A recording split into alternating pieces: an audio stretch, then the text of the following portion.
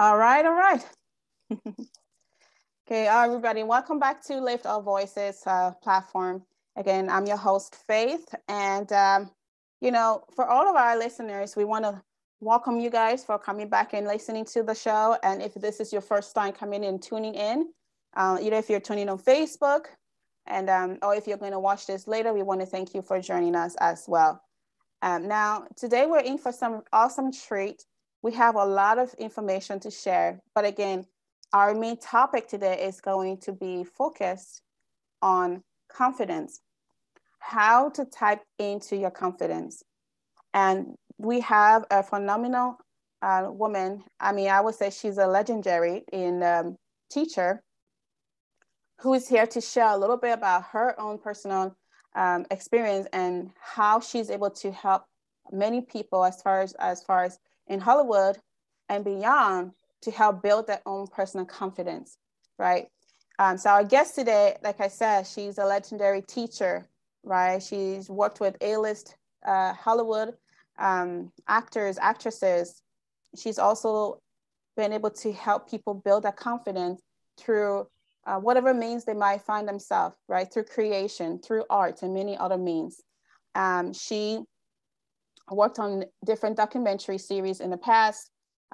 She's here to share her journey and also life lessons, really, and some bit of a secrets on, how she's been able to find her own confidence. And also she's going to be talking about her new book, which I can't wait for us to get into here. It's called Artist, right? And the awakening within. So that's something that we want to also be able to share today. So make sure you guys stay tuned to this episode. And with no further ado, please help me welcome Ms. Jocelyn Jones. Welcome. Hello, Faith. I'm really delighted to be here. I'm honored to be on your show. We have a very similar mission to lift voices. This is a subject very dear to my heart. I've been an acting teacher for many, many years, and also a speaker and also a writer. So for those who don't know me, my name is Jocelyn Jones. I've been teaching for 30 years. I've taught everything from A-list movie stars to beginners who've never set foot on stage. And I've helped young people who've never, and sometimes they're not young. Sometimes people come to me in their 50s or their 60s and they say, I always wanted to be an actor. And we say, okay, well, we're going to start then. We're going to start from here. And it's interesting because it is a path of confidence. It takes tremendous confidence to put yourself out there as an actor. It takes tremendous courage. And after 30 years of teaching, people have been asking me to write a book for a very long time. And I didn't want to write another acting book. There are many very good acting books, and I do believe in technique, and I do teach technique, and I think actors need technique like they need structure, because structure builds confidence. That's technique right. Builds confidence. You have something to fall back on. But what I wanted to talk about was what happens once the technique locks in. Once you have confidence in how to go about something, that's when inspiration can arrive. And that's really what the book is about. And I realized, this book isn't just for actors. This book is for everyone. Yeah. Yeah. That's very true, because I agree with what you said when you said about how, because what you're talking about in the book, and especially with all your background within coaching, teaching, and helping coach a lot of the actors to help find themselves in their creation, really, and to build a confidence doing that. So I really want to go ahead and see if we can stick it back to the beginning, because I know every story has a beginning, right? A beginning, middle, and end. And I love to hear, especially as a writer, you know how that works. How did you go from being, I know in your bio it shows that your father was an actor as well. So how did that work out?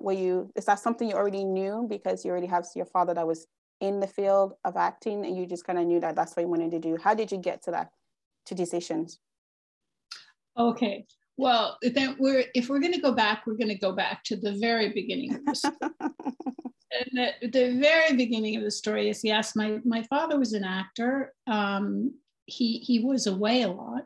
You know, he started out on Broadway. And so when you're in the theater, you know, you're gone all night and then you sleep all day. And so as a little girl, I didn't really know him. And then he moved to LA, or he started coming to LA from New York to do television, because in the 50s, you know, the television exploded and they had movie stars in Hollywood, but they were making these movies, they needed all the other actors. And so took them from Broadway, they took them from stage. And it was a wonderful time for actors then, because they all went to California together and they stayed in the same hotels and they made all these TV shows.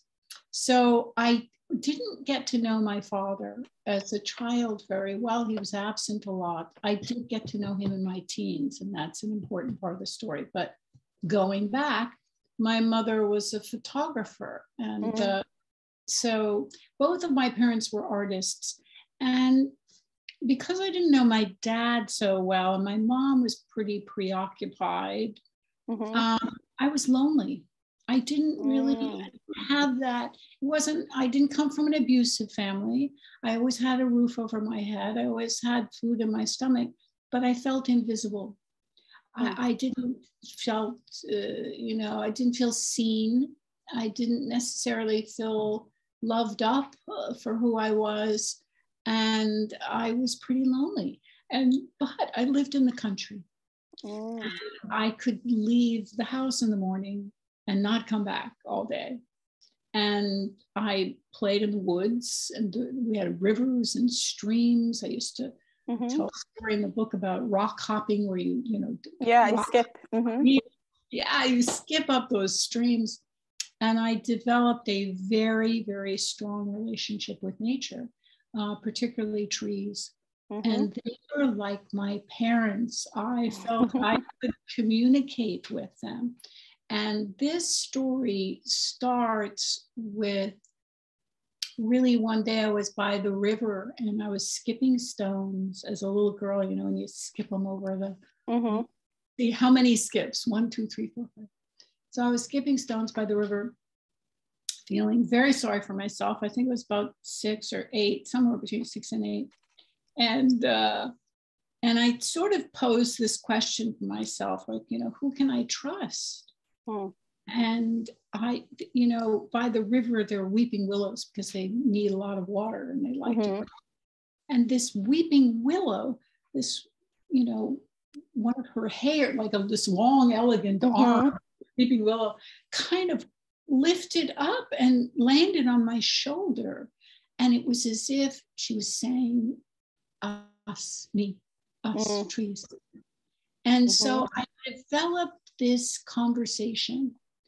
That's God to me. That's the universe to me. Nature is spirit to me. And we are one with that. It's Earth Day, you know.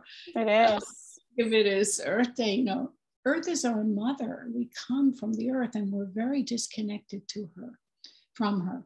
So I felt very blessed to have this relationship. And it's not as if I heard voices or anything. It's as if concepts would arrive. And that was the day I realized I could pose a question and I could get a concept back. I could get an answer back. And if I trusted it, you know, the relationship would grow. So it kind of, that connection started there. Then I was raised with all these artists. So it wasn't just my father. There were really, I don't mention names because I don't like to name drop and I don't think it's necessary, but suffice to say, these were the greatest painters of the century at the table. Painters, dancers, actors. I lived in an artist community and they gathered for dinner and talked about their work. So I was studying artists from a very young age, and I was very interested in what makes them tick, what makes them, I realized, oh, when they're working, they're really on fire. They're really, and then when they're out of work, they're crashed. They're just, they're lost without that inspiration. So I started tracking inspiration in that way from a very young age. And then, I left home and I became an actor because that's what I was. That's what you knew at the time. Yeah. Yeah, it is kind of what I knew, but there's a funny way that it happened. I was I started as a model. Somebody introduced me to Eileen Ford and said, you should be a model. And Eileen Ford was a big deal at the time. And so she saw something in me and she sent me out to do test shots. They're called test shots. They send you out to photographers, and the photographers take your picture for free because they're testing their lighting, getting to know building the portfolio for themselves also. Exactly. Yeah. You're building your portfolio. Also. I took these pictures back to Eileen Ford, and she, she said, "Oh my God, Jocelyn, they were terrible. I was a terrible." It looks like they lined your family up against the wall and shot them. I mean, nobody says, "Get me the sad girl. They're so sad. You look so sad. You have to do better here." So I didn't like being in front of the camera. I was really uncomfortable. And so I started creating characters. And that's really where the acting began. Interesting. I invented sort of these other in front of the camera. And I took those pictures back to her. And she said, "Oh, you're an actress." And I thought, no. My dad's an actor. One of those is enough. And she said, okay.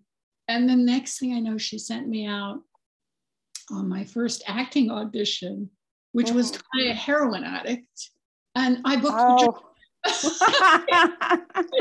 like, oh, perfect for the sad girl, you know what I mean?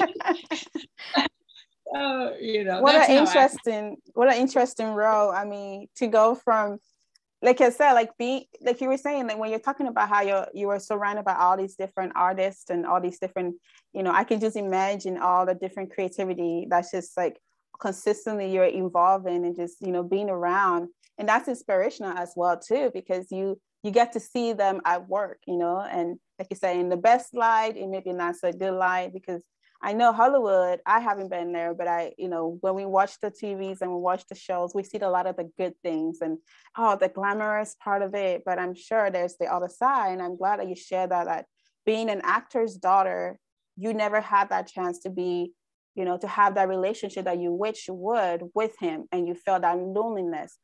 And we talk about it just before we came on live, that sometimes in our life, when we have different like things happening to us and we don't understand it, but there's a meaning for that. And through that loneliness, you grew to like learn about yourself, your inner self, and then just kind of creates more imaginative way of seeing the world, which I love that. Yeah. I think, taking it back to the topic of confidence, yes, there are things that just occur in our day that seem random, but we may have brought ourselves to that moment. That moment may seem like it's painful or negative in some way, and yet, 5 moments later, we realize, oh, if that moment didn't happen, then this moment would happen. So it's a really wonderful thing at some point in your life to embrace the concept, even if you just try on the coat. I used to say this to actors all the time, just try on the coat, just put the coat on to see how it fits. Even if you try on the coat of the concept, we're in exactly the right place. We have brought ourselves to this place. We are in exactly the right place to learn exactly the next lesson. And if we just embrace that, things begin to flow a little easier. Here's the thing about confidence. what is confidence really? You know, what do we know about confidence? We say, what do we know about confidence? We would say, well, I feel confident when I'm good at something, right? That's right. We feel good. I'm good at this, so I feel confident at it. Mm-hmm. Okay, I feel confident, you know, when things are moving along fluidly. We feel confident. When do we feel not confident? We feel not confident and insecure when we don't like what we're doing, when we think we're bad at it, when we feel lost, when we're on somebody else's course, you know, this is what I want to do, this is what my mom wants me to do. So to discover confidence in yourself is really, this is the purpose of the book. Mm-hmm. The purpose of the book is to find that conversation within yourself, that connection to heart as opposed to head. You know, we're all busy thinking all the time. There are two things going on. One is distraction, because now we have all this media, you know, we don't play in the woods anymore. So we don't make that connection to nature, which then connects us to our heart. When you're leaping around the woods and running up streams, you're not thinking, you're not worrying, you're not insecure. Mm-hmm. You're at one with nature because you're in the present moment. Nature brings you to the present moment. So when we're thinking, we're not in the present moment. We're thinking about the past, we're wondering about the future, but we're not in the present moment. So my mission has been to bring artists to the present moment, because that's where inspiration lives. It's not when you're thinking, you know, you ask a question, it's not the intellectual answer. You ask a question, you leave a space for the answer. You're leaving a space for the universe to enjoy the conversation with you as well. You're leaving a space for inspiration. So this is what I want to help not just artists, but everyone to find in themselves. Because look at it this way. You're living a life, right? Mm-hmm. It's your life. Yeah. Isn't that the greatest creation in the world? If that's not, if you're not in the process of creating that, then you're missing out. You're missing your own life.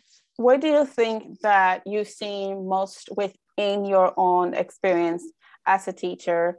What have you seen most that has helped people, whether it be just your artists you worked with or just in life in general, that has helped people to gain more confidence? And how can people build a confidence over time? The way that they build confidence all the time is to be able to listen to themselves, have an honest conversation about what it is they want in life. Okay. That's the first question. Because ultimately, it's between you and you.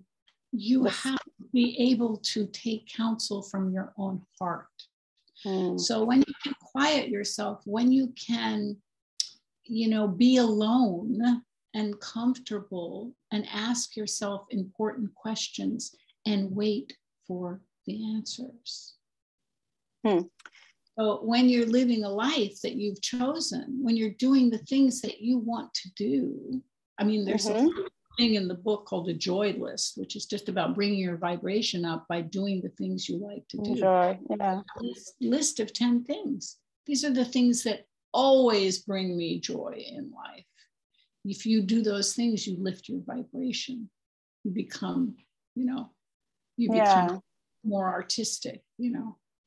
That's interesting too, because we, like you mentioned sometime like a little while ago, we just in a fast-paced lifestyle, and with that comes with a lot of sacrifice, because when we are consistently on the go and we don't have that moment to even have to think for ourselves and put ourselves first, like you said, then it doesn't leave time to build the confidence that we want to build. And because sometimes I think for me, when it comes to my own confidence, for the longest time, I used to be somebody who say, I look at everything else that people are doing or how like the expectation of what they have of me. And I use that and I say, well, because I'm not doing what their expectation of them, what they're telling me to do, that means I'm not doing a good job. And so I need to do better, or I'm not doing great on these certain things, because I'm validating everything, my wealth and everything, my strength, and based on what people have to say. And that, I mean, I feel like that can really destroy a person's confidence if you're living based on people's validation. So how can people get out of that mindset and not really worry about consistently what everybody says, and listen with that inner voice of, like you said, you put yourself first? Exactly. That's that exact same connection. So many people worry about what others think of them. But, you know, if your intention, so let's start with the most important ingredient here is intention. I intend to become a more confident person. I intend to live the life that I choose. I intend to be kind to others. Just those first three intentions, you don't have to worry about what others think of you, because you intend to be kind. Yeah. You intend to live a life, you know, from your heart. You intend to do the things that you want to do. You know, when your intentions are in, all the rest will follow. And this is a big teaching point, you know. I studied teachers, of course. I study everything, but you know, I studied teachers because I wanted to be a good teacher. And one of the things I learned when I studied teachers is, you know, the ego gets in the way. It's trying to move the ego aside. So with teachers, you know, the ego gets in the way because their intention is to be seen as the teacher, you know, as the big answer man, as the they want that altitude. That's not teaching. You know, with teaching, the intention is to enhance the student. It's to enhance the student's knowledge. How do you enhance a student's knowledge? You see them. All you have to do is see them at their best. And they arrive, you know, they can be worried and nervous and thinking like crazy about what you think and what their boyfriend is going to think and whether they're ever going to get hired. But if you're steady as a teacher and you see them and you see the beauty in them and you see what they, you know, the best of them, they arrive, because it's so rare that we take the time to see each other. And so, I think that takes patience too, right? Because as a teacher, I can imagine. It takes patience, but here's the number one ingredient. Even with, we have to intend to be in the present moment. Back to intentions. Yeah. Back to intentions. We have to intend to be in the present moment. A person who can live in the present moment is naturally confident. And here's why. Here's why. There's thinking and there is being. So thinking is all about the ego. That's a personality. It's their favorite game. I'm going to think about what he's going to think about me. I'm going to think about what I'm going to do. I'm going to think about becoming a movie star. I'm going to think this delusion, this daydream, this thing, or I'm going to worry about that thing, that other, you know what I mean? It's thinking is all in the ego. It's their favorite pastime. What is the ego? It's a personality. It's not a bad thing. Our personality is not a bad thing. The ego is not a bad thing. It's simply a tool for for experience. So what are we really? We are really energetic beings. So we are either thinking or we are being, but we have not been taught how to be. Most of us have no idea how to be. We've been taught to think. And when we're taught to think, then we can be influenced as we want to think. So people come in and they say, well, think this, think that. Think Dove is the soap you should buy. Think this, you know, this movie star is what you should look like. Think, you know, think. Being is this very simple thing. And I will tell you, Faith, I think we are on the threshold of a spiritual evolution. And that spiritual evolution is so simple it's difficult. And the simplicity of that is we intend to learn how to be in the present moment. That's why meditation, that's why nature, that's why exercises. I have an exercise that trains actors to just observe without judgment. Everybody's busy judging, comparing, just to observe, just to take something in without judgment. You can see this is a very easy thing, but it's foreign to us. But when we do it, when we sit on a beach and we look out at the vastness of the ocean and our mind quiets, don't you feel your spirit, your beingness expands? Something in you expands, and it doesn't worry about how other people think, or it doesn't worry about anything. It's just, you're just busy being in the world. That's so true. This is the mission. The mission is to intend to be. And from that, everything is born. What you really want to do. When you can just be and question yourself. I have this question. I have this question in the book that's really pretty huge, which is, if you could have anything in the world, barring all obstacles, no obstacles, what would that be? For you, it was a podcast about a year and a half. You had a vision and you manifested that vision because that vision was right from you, because that vision came from your heart, because that vision had purpose to it. Exactly. So that's what I'm trying to do, is to quiet people enough to connect themselves to their own purpose. When you're connected to your own purpose, it's beyond confidence. Yes, that's so true, because you can literally be in a position of doing something, and you know that is the purpose. That's the design, right? You're like, this is what I meant to do, and that the confidence is there, even though you may not have all of the accolades, all of the certificates, and all of those extra things that we tell ourselves that we need instill in us to be able to perform or do whatever it is our calling might be.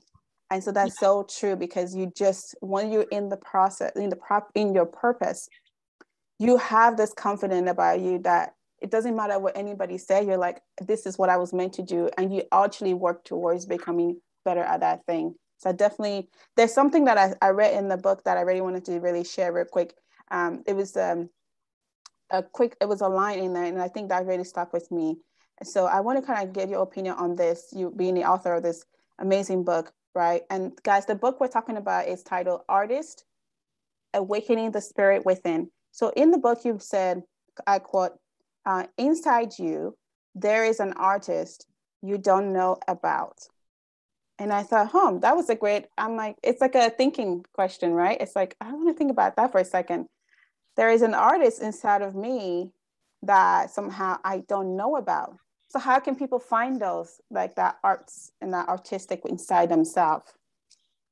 Well, first of all, I think that's a quote from Rumi, who is at the top of my introduction, because I believe that so much. And then when you read one of the greatest philosophers of all time, Rumi, right, inside you, there's an artist you don't know. I love it.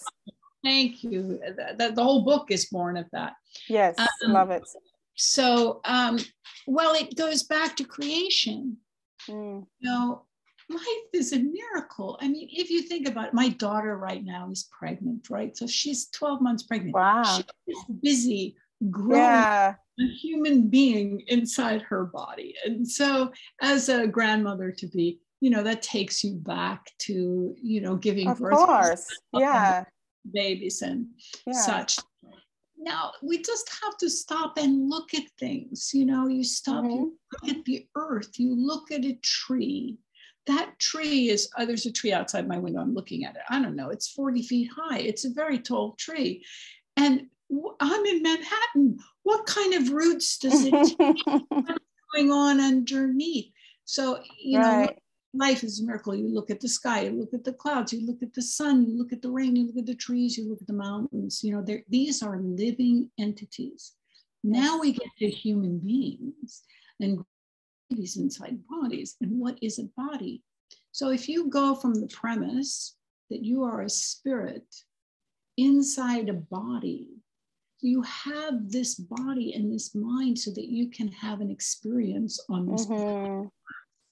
That's a miracle. It is.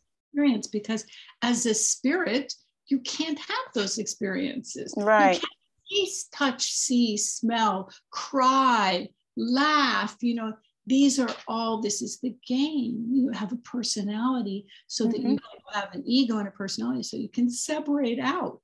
Yeah. You know? Otherwise, we're all one in spirit, and we can't have this sort of individual experience. Yeah. Now, here's the extraordinary thing. Once you can listen to your heart, which is really, you know, your soul, it's exactly. it's the spirit inside you, it's the spirit within. Once you can connect to that, which is not terribly difficult, it's about coming to present time. Once you can connect to that, you can ask questions and it will answer.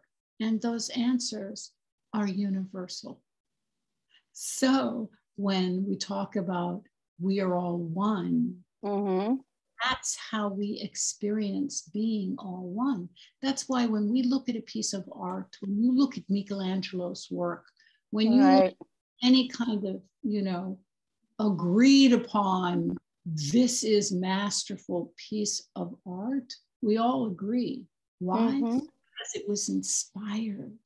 Why was it inspired? Because the artist, the being, that person had a connection to their heart, to the spirit within, and they were advised. They listened to how to do it.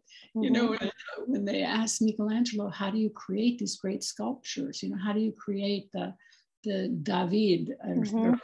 David, I saw it finally in person and I went, oh my God, a man created this. And as a sculptor, he said, I took away everything that wasn't David. So that's inspiration. So people ask me, you know, what is an artist? And I say, well, artists by nature, people who know they're artists, right?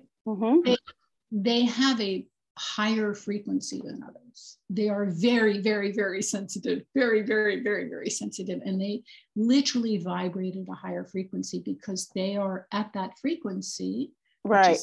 Same frequency you can reach if you are in the present moment, same frequency. At that frequency, you can hear, you know, whispers in the ethos, in the ether. The universe can communicate with you, and those communications can arrive in your work. That's what high art is. That's what artists are. However, so I was looking at this and I go, oh, an artist isn't his talent. It's not about their individual talent. It's about their frequency. It's about this high vibration where they can pull these things in. At the same time, that sensitivity, that frequency gets them in trouble. Because when they're sad, that's amplified too. Everything is amplified. Everything is dramatic. There's no balance. Very, very, very big.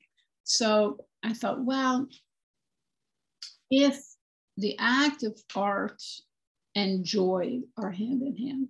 So from the dinner table, when I was a little girl and I was saying, when they were working, they were so happy and they were so joyous. Yeah. And I see it with my actors when they work, when they're inspired, nothing makes us happier.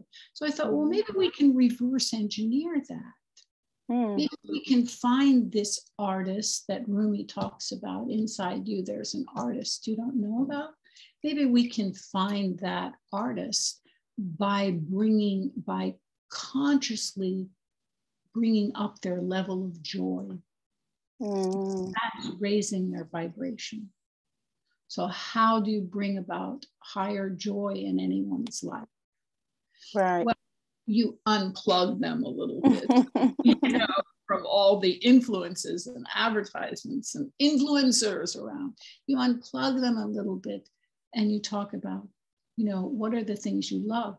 And if they can't think of them, which trust me, I have had many actors, they say, bring me a joy list. Next Monday, I want 10 things on a piece of paper that bring me joy, right? And they'll come back and they go, I have one. Wow. Golf, I go, golf. Okay, good. Play golf. And this week, find 2 more. Go back to your childhood. Go back to the earliest memories of what brought you joy. Sometimes it's some pottery class you took in the 11th grade. Sometimes it's softball from the 8th grade. Sometimes it's drawing. People come up with things they abandoned years ago. Yeah. And you put those things on a list and you begin to do those things. And what happens? Your vibration level comes up. Your frequency comes up. You become more joyous. And when you become more joyous, you're more able to live in the moment. And when you're more able to live in the moment, more possibilities arrive. The universe, see, once you're on a path, this, once you're on a path with a purpose that's from your heart, and you're meant to do this, the universe joins in and goes, yes. And you start experiencing synchronicity. And things happen. You go, oh, that's a coincidence. No, that's the universe giving you a little tap on the shoulder saying, yes, yes, yes. Yeah. Yes. So when you talk about that, I think, like, let's say for me, from my perspective, as far as when it comes to like believing in the higher power and having the ability to communicate and to have them evolve into our life, because they are the ultimate author of our stories most of the time. Even though we don't physically see the being, like, for me, that being is Christ, right? God. And the thing is, but it's there. And here's what I'm taking away is that what you're saying is we have to be able to, to experience that high level of, not anointing, but ability to communicate with our higher self, meaning for me is God. And to be able to have that connection, we have to create space in our own lives to bring in the calm and to bring in the peace, so that way, and the joy, right? To be able to have that connection and open ourselves to that, so we can get that inspirations and that.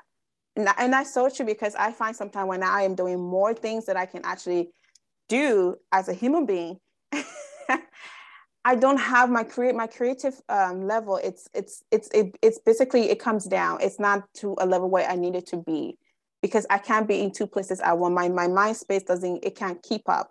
But what you're saying is so true, because when I lower some of those expectations for myself, a lot of expectation is I put on myself, and we put on ourselves too, right? And so once I lower that, honestly, I start to see a lot more of my creative juice start to flow. I start to come up with ideas and things like that. And I'm going to take away also what you said about having a joy list. That's something I never heard before, having a joy list. And I think that's something I'm going to start, because you're right. It will be sometimes just to go back to the childhood and say, wow, this used to make me happy. And maybe just going on a walk and whatever it is. So thanks for sharing that insight. Yeah. Yeah, there's a number of simple exercises like that in the book. It's a weird book that way, because it's a memoir. It's a self-help, right? It's supposed to meant to help you. It's odd because it's also memoir. So, okay. So when I had an editor at one point who said, you can't do this book because it's 2 books. You have the lessons and the teaching and the lessons, right? And you have the memoirs. So, and they're both great, but write the memoir and then write the teaching book. And I went, no. I want to tell the stories because I don't want to come from on high. Teachers come from on high, and not only that, students want to put them on that pedestal very quickly. They put you on a pedestal. Right. And I'm not interested in that. I'm not interested in that. So I wanted to tell the stories of many of my failures. It's really how these are the stories. This is the story that brought me to this lesson, which I then fashioned into a key for my students, which I now fashion into a key for you. So that's how, teaching, I feel teaching should go. But I want to go back to what you were talking about in this thing about the divine. For you, it's Jesus. For others, it's, other figures, Buddha, so many. I think the thing that we have to kind of remember is that it's within us. So okay. in your heart, you are that divinity. A piece of that divinity is in you. So when you want to connect to God, whatever that is to you, whether for me, the most accessible is nature, is Jesus, someone else. Some people is through music, they're able to connect to, Yeah, but they're able to, you can connect to all of them. It's all one thing and it exists within us. And we haven't been educated to make that connection. And yet now on the planet, that awakening is happening more and more and more. And people are waking up to the present moment, to that connection with themselves. They go, oh, I'm here and I don't have to judge. I'm just taking in, this is all extraordinary. This is all a miracle. This is wonderful. So that's really the basic thing. And meditation, there are exercises, very simple exercises. Exercise has been around forever. It's all much simpler. You know, we complicate things with our head because it's fun, you know. Yeah. It's all really simple and all we really need is balance. So here's an exercise. I say in the book all the time. If you stop at any given moment in the day, just breathe into your heart with the intention of making that connection, something happens. That's so true. Yeah. It's hard to breathe sometimes because, I mean, it's not hard to breathe, but it's hard to, like you said, just to take a quick second and say, wait, when's the last time I actually inhaled? And then you just realize, oh my gosh, I haven't been breathing. I have been holding up, like, you know.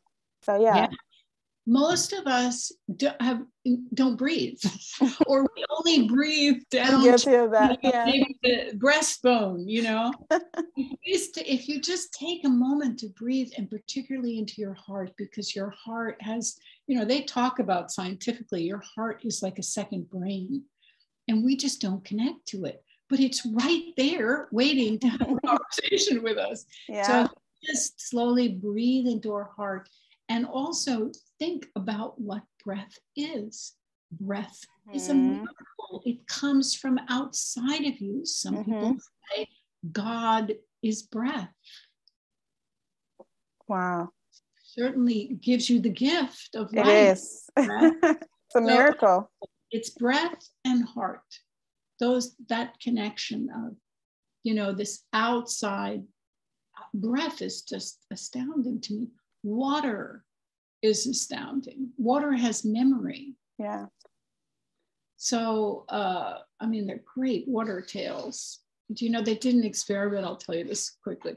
They did an experiment with water, which is an entity. It's a living entity. It keeps us alive like breath. Yes. So they did this experiment with water, and they took 3 containers of water. And the first one, they had beautiful holy men pray over this water.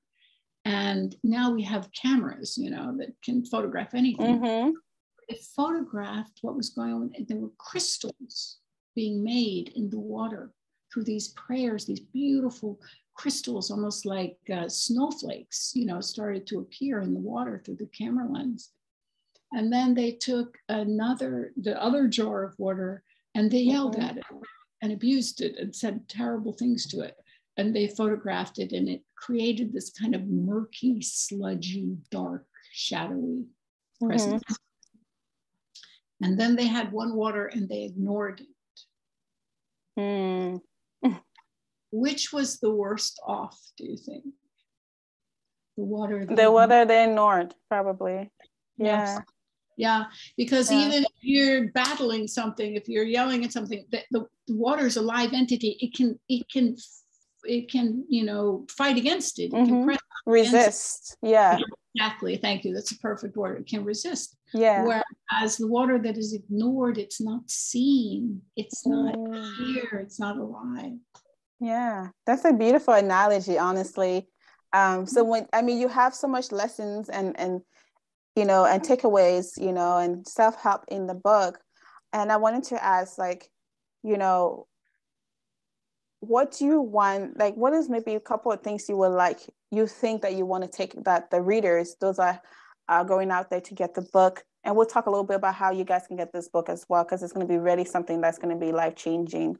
How, you know, what is the takeaway, couple of takeaways you would like for them to take away, what you think that will be from you, your perspective as the author?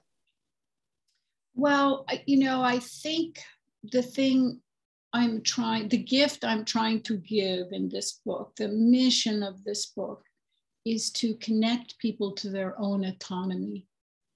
Autonomy meaning your own self-reliance. Mm-hmm.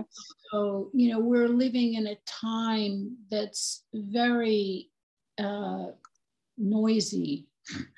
It's noisy with electronics, it's noisy with media, it's you know, there's a lot of stuff coming in. Mm-hmm. And don't have this time to breathe into our heart and figure out what is the truth for me. You know, the truth is a very tricky thing. You know, it's always been from the time of man first started communicating to each other, this is my truth, I'm going to deliver my truth to you. Okay, well, your truth, what's my truth? And now we're so, you know, bombarded with this with truth. Yeah, we can't find the truth. The only way to find the truth, what's true for you, is what's true in your own heart. That is autonomy. And that, you know, I'm an educator. That's what I want to educate people to. Can you imagine if children were taught to quiet themselves from a very early age, and were taught to value their life and their thoughts and what they wanted from a very, we would live in a different world. Different world, yeah, exactly. Nirvana. So the whole idea is to give people the tools to connect to the spirit within, to connect to their own heart, to connect to their own truth. And they're simple tools, but it's very hard to trust in simplicity in a world that loves complication above and beyond. everything is complex, right? Exactly. And I, you know, I say that the truth is simple. Lies are complex. So that's true. Like something is, the more untruth it has. Exactly. You got to make it, build it up, and there's too much energy and work put into a lie versus just telling the truth, right? Yeah. Yeah. Your truth, but it's your truth. It's believing there's something in me that I must connect to in order to fulfill this life I'm creating. You're creating, whether you're active in that creation or not. We're all creating one way or another. Yeah. Creating your own life. You're an artist creating your own life. I love that. So that's a good perspective. That's a good way to look at it. As a whole, as a creator, we are creating some facet. So you mentioned that your story has shaped you, of course, the ability as a teacher, from when you decided to be a teacher, and then now, how has your teaching, I would say, been able to shape your life? Well, you know, I was started out as an actress, and I wasn't really enjoying it. And I sort of had this inkling that I should be teaching because I had experienced all those artists, and, you know, I had an inkling that I was a teacher, but, you know, I had a hard time with education. I mean, that's in the book. I got thrown out of every school I ever went to. Wow. I did not finish high school. So academically, it was a bit of a challenge for you. Yeah. And why? Because I would go into these classrooms and I would look at these teachers and I would say, you know, I don't think this person is really a teacher. I'm not interested in this. And the cherry blossoms are blooming in the park, and I'm far more interested. You know, teacher hold my interest, I would stay in the room. I had maybe 4 of those in many schools. So do you think it was the teacher that maybe, or it was maybe you're not having the interest, like you said, in certain subject, or just wanting to be able to go out and be free and be with nature and experience, you know, the life lessons? Yeah, it was the teacher. Yeah. It was the teacher, but it was also, you know, who's to say? I was in exactly the right place in the right time. What made me a teacher? Did it make me a teacher because I saw so much not very good teaching that I thought, oh, what is teaching? This is not teaching, and that is not teaching. So what is teaching? Anyway, somewhere in my when I got pregnant with my daughter, a big shift happened to me. And so, you know, that's when I began teaching. Literally, when I was pregnant with my daughter, I thought, oh, these two things go together because a mother is a teacher. And, you know, I'd been an actor long enough, and enough people had asked me. I was already coaching people because I had a certain articulation about the work. So those two things came together. But here's the thing. You learn as much as a teacher as you impart. It is the most blessed gift to teach because it's a very high responsibility. And you have to be in the moment. You can't like a student or not like a student. I like this that you have to receive each and every one with an open heart. That means no thinking, no judgment, no nothing. You take them in. Yes. And when you do that, they change. You change. Just in being present with each other like that. It's quite beautiful. So just like a parenting, you know, your children will teach you as much as you will. Yeah, that's so true. The teacher always learned the most, right, out of the lessons. Yeah, if they're open to it. Exactly, right.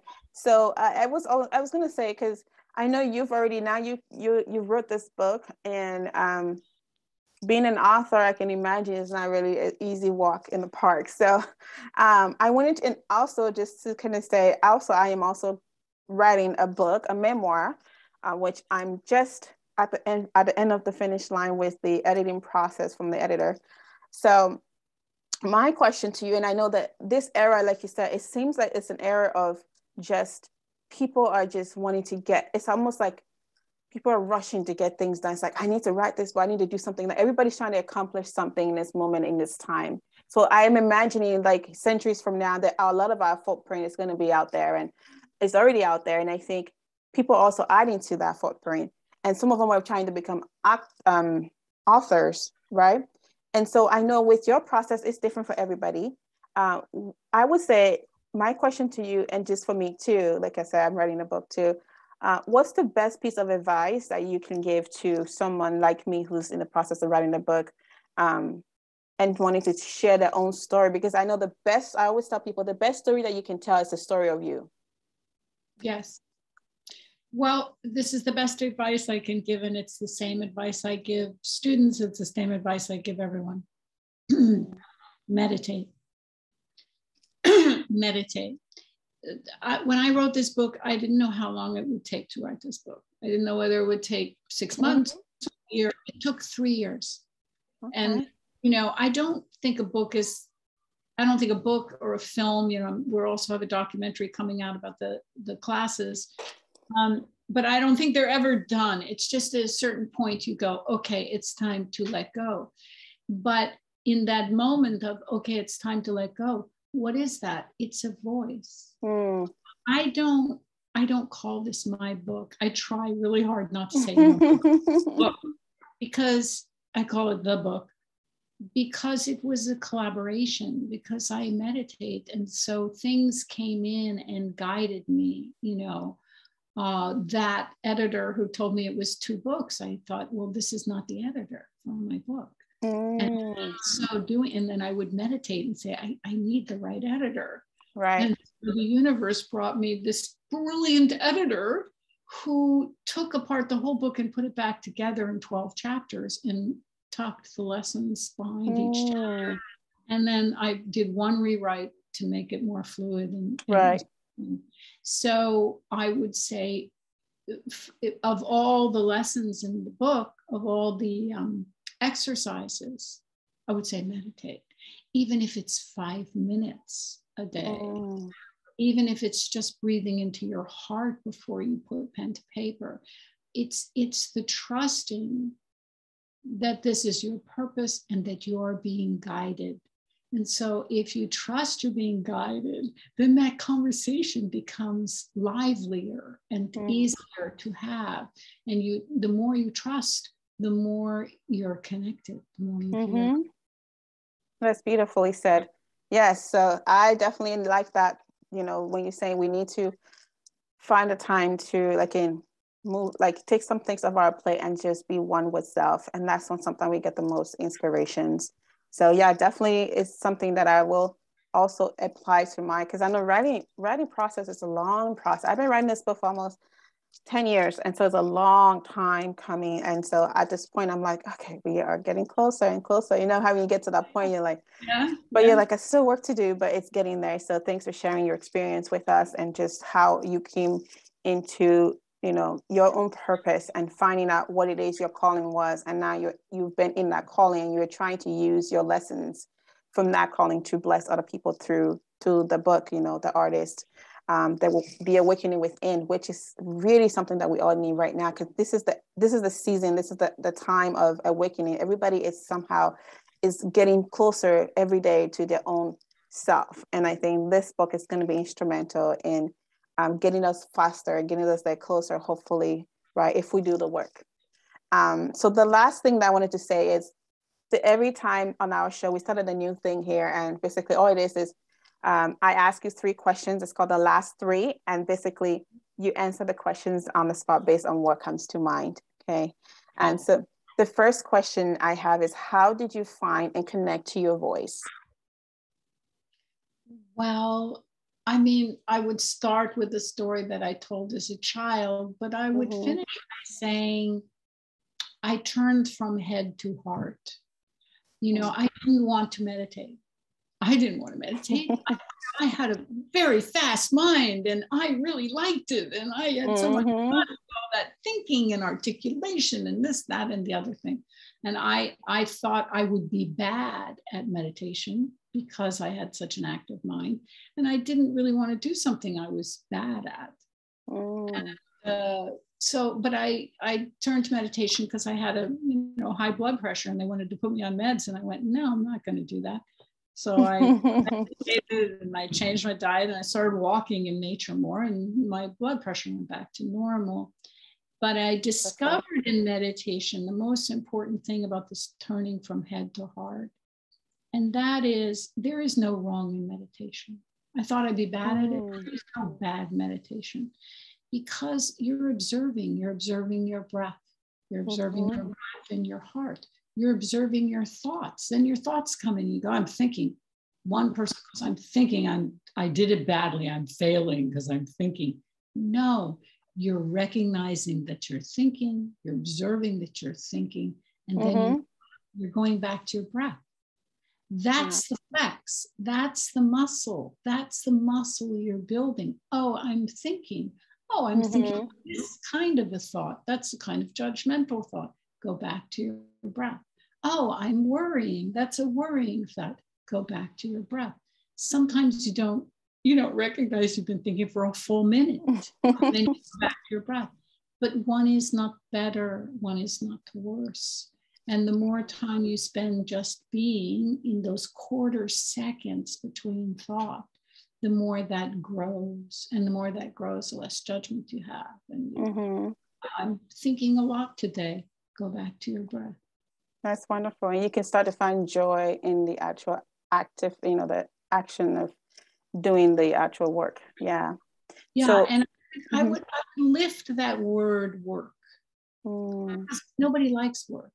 Work is like nobody likes to do it. I would lift work, but work has a way of sometimes becoming a bit of a judgment. Yeah, that's true. But it's a joy really to go from your head to your heart. That one breath into your heart, isn't it like, oh goodness, it's just a relief. Just one breath to the heart is a big relief. You suddenly land in yourself. Beautiful.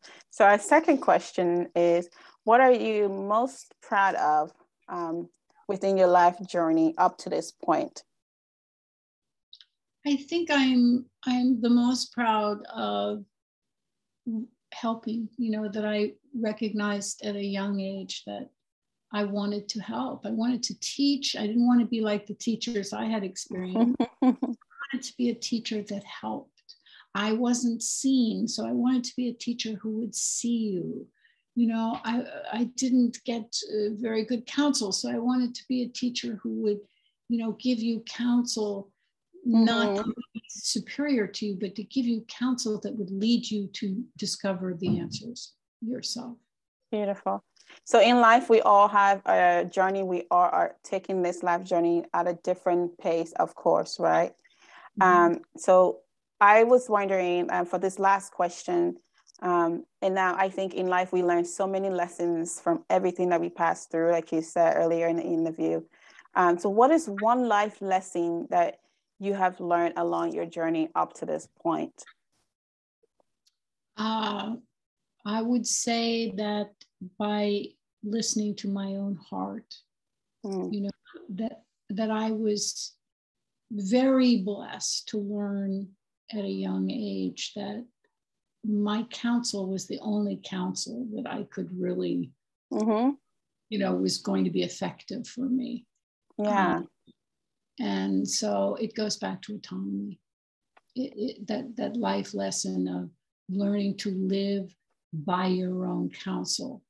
And what I try to help people do is to find that counsel in their heart. That's wonderful. Well, you've done so much awakening and sharing a lot of insight with us today.